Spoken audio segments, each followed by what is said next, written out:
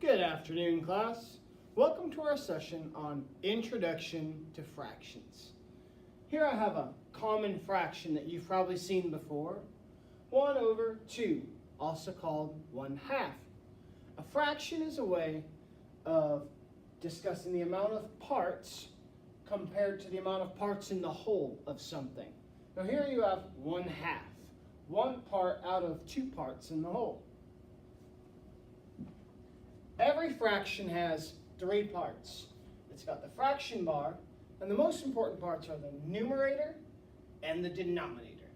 The numerator is always the number on top above the fraction bar. The denominator is always the number below the fraction bar on the bottom. One thing I struggled with when I was in school was how to keep the two of them straight. How do I know if the numerator is the number on top or on bottom? How do I know if the denominator is the number on bottom or on top?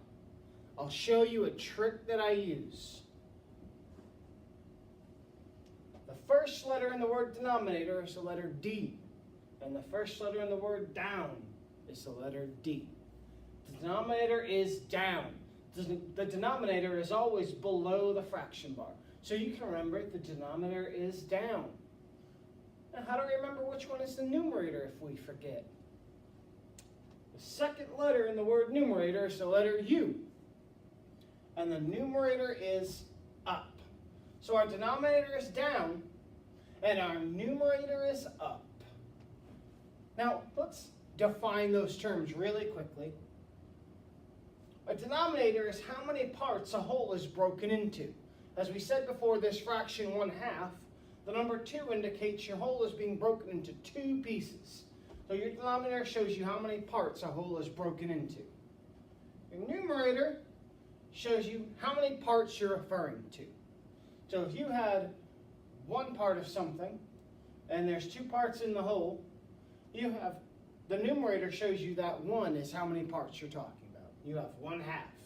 One part out of two parts in the whole.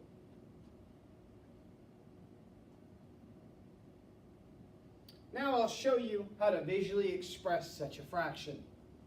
Here we've drawn a box or a rectangle. So you want to draw a rectangle like this. We've divided it into two parts. Our numerator is 2, and it divides our whole into two pieces. So this is one whole, and it's divided into two pieces. We have one piece, so we're going to shade in one piece.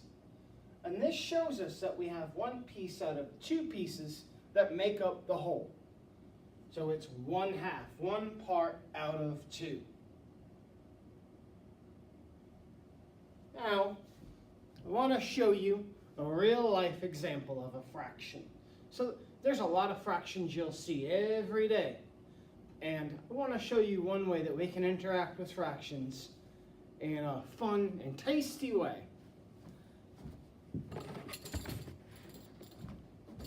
Here I have an uncut pizza, fresh, hot, and it's pepperoni, my favorite. Now, the way to express this as a fraction, we can express this pizza as a fraction. It's a whole pizza. It's one piece. There's one pizza. It's not cut into any pieces. And if we have one piece, let's say we put that piece on this plate. Here's our fraction. One piece out of one piece making up the whole. We have one pizza. So lucky you, if I give you this pizza, you get to eat the whole thing. Now, let's see what happens to our fraction if we cut the pizza. So we'll fold this down and cut this pizza into two slices.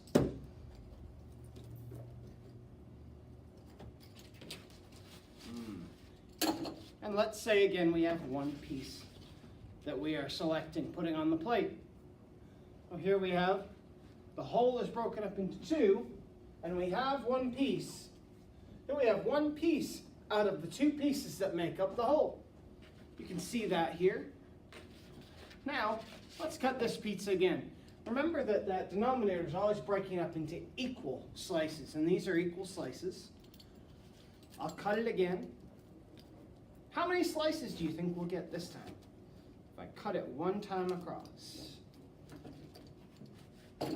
If you guessed 4, you're correct. We have 4 slices, 4 equal pieces, and we'll select 1. Let's see what that does to our fraction. We have 1 piece out of the 4 pieces that make up the whole. I have 1/4 or 1/4 of a pizza. I have 1 out of 4. Now let's cut it into equal slices again. That means I'm going to have to cut it 2 times.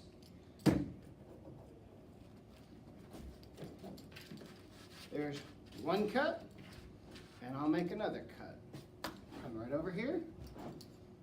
This is starting to look pretty tasty. Looks almost like the slices I might serve to somebody. If I cut a pizza up, I'd probably cut it into 8 pieces.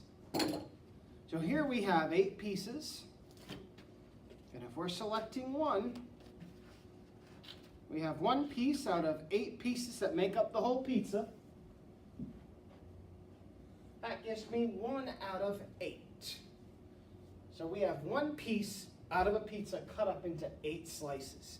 Every time I cut up the whole pizza into smaller slices, my denominator gets bigger.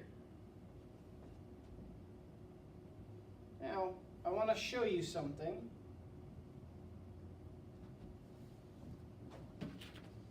If I take 2 slices of pizza and I select that, we have 2 slices out of 8 pieces making up the whole, and we have 2/8. What happens to my fraction if I add another piece? This is looking like a pretty big lunch. If I add another piece, I have 3 pieces out of 8, and that gives us 3/8.